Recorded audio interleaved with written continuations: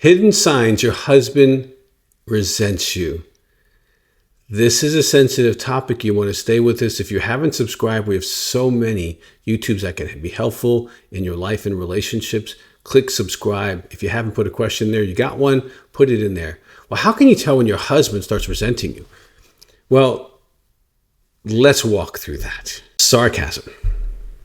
Now, there are some cultural norms, especially like if you live in the Northeast, there's kind of a little bit of that normally, but it will amplify.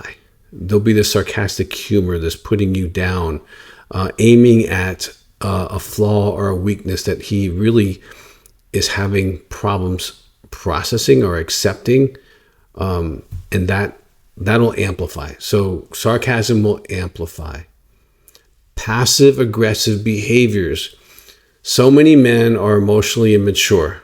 I have a great book called Emotional Fitness to help them develop their feelings, identify, communicate, all that stuff. But honestly, most men have no training in feelings, and they can tell you they're hurt or they're angry, frustrated, maybe two or three others. But then they go silent, and silence is the worst because that's where passive aggressive behaviors happen. You've asked them to do something, and they purposely don't do it. Even if they're skilled at doing it, they put it off. You start feeling like you're a last priority. His golf game, his friends, his whatever is another passive way of avoidance. Time avoidance is a good sign that you are being resented. There's some kind of judgment or attitude he has towards you that he's not honest with you yet about, or he has been honest with you in the past and there's been no change. And so the resentment grows. The way that he approaches you with either a lack of romance would definitely be another passive aggressive behavior. He doesn't buy you cards anymore. You're not intentionally being pursued. There's not the little love text or cute little things or the little caress. Like he starts just shutting down towards you romantically because in a marriage, there's this whole curve about sexuality. The sexual environment that we provide for one another, he'll stop doing that romance stuff. The initiation will move from really the foreplay, the quality time, all that stuff into just very quick kind of behavior because he doesn't want the time with you. He wants to have sex, and it's different. And so you'll find the sexual encounter to be more about him and him relieving himself as opposed to connecting you, seeing you, look in your eyes, enjoying your body, really experiencing you as a person. Now, I will say as a caveat, most men aren't really skilled at some of that stuff. They didn't grow up that way. They grew up with pornography and self-pleasure. So you might have to help them there. The best video on that or book is Upgrade Your Sex Life.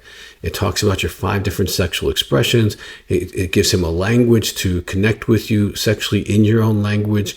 It gives you a lot of tools to be able to discuss sexual issues, and that could really help you.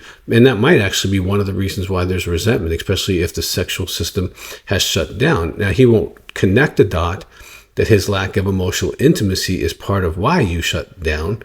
So if you increase the emotional intimacy, there's another book. And I mention books just because these are resources you can get and you can do together and you can change things. Intimacy, a 100-Day Guide to Lasting Relationships, where he can learn these skills of connecting with you emotionally outside the bedroom and praising you outside the bedroom, which can lower resentment. Also, if you're not someone who praises, doing a material like this can help you start praising him and connecting to him. So the sarcasm will go up. Passive aggressive behavior, things will be undone. There'll be this cool silence when you're alone. He's not engaging. You feel like you're having to initiate most of the conversations that have to do with beyond yes or no kind of conversations. And the yes and no thing it's not just passive aggressive, it's aggressive aggressive. It's like, I'm not letting you into my heart anymore. Okay, maybe he feels unsafe. Maybe he never learned the skills of being intimate. He might actually be suffering from what we call intimacy anorexia, where he's too busy for you. He blames you. He withholds love from you, especially the way you want to be loved. He will withhold sex or be disconnected during sex. He's unwilling or unable to share his feelings with you. He uses anger or silence as a way to control you. And he has this ongoing unspoken criticism of you. Now, if that's you want to definitely check out some of our YouTubes on intimacy anorexia, or go to intimacyanorexia.com, because that is a really tougher nut. That's way beyond resentment, and that you would have felt that or you feel married and alone. And if you feel married and alone, please take a minute and go check out intimacyanorexia.com, because it's a whole nother situation that you're dealing with. That's way beyond resentment.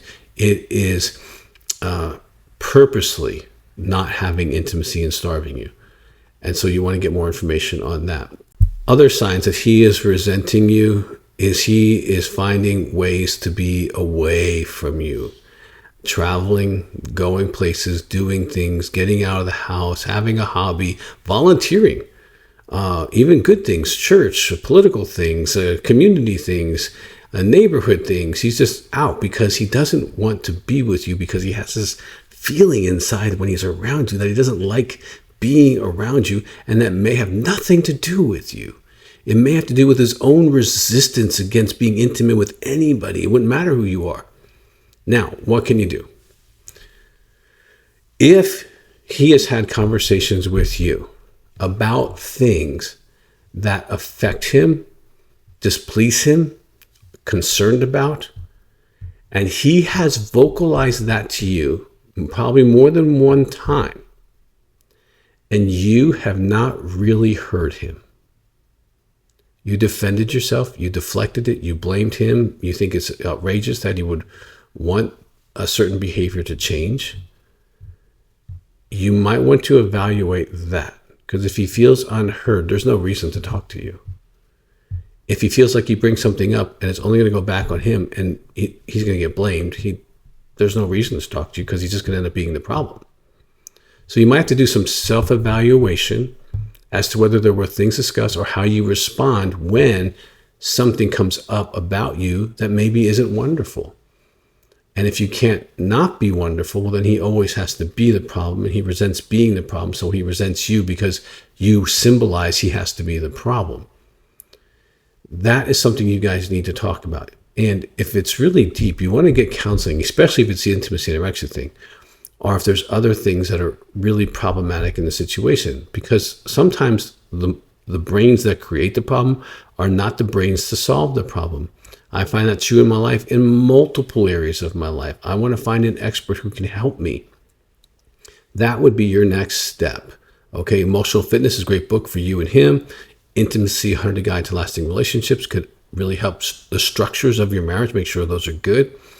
But starting to have conversations. But don't go into this with, he is the problem or she is the problem, and I don't have any contribution in this dynamic. Find out what your contributions are and maybe take responsibility for those and show what change looks like. And then you have a place to invite them in to change. Well, we at Heart to Heart Counseling Center, if we can serve you anyway, call 719-278-3708. And please, if you have yet to subscribe, I want you to do that, because we have so many helpful things for you. And also, if you have a question, put it in the box. And regardless of where you're at, I want to give you a moment of hope before I leave you. I have counseled people for 40 years in very bad circumstances. Infidelity constantly, pornography addiction, intimacy anorexia, all these tragedies. People have been abused, neglected, betrayed in ways you can't imagine. And they heal and they grow and they mature and they have great relationships. So it's not where it's not where you are. It is where you go. Life is not a photograph. Your relationship's not a photograph. Your person is not a photograph. You are movies, and you're in motion, and you are writing the next chapter. And if you're frustrated and you feel like you can't figure it out, just ask for support and help and see what your next chapter can become.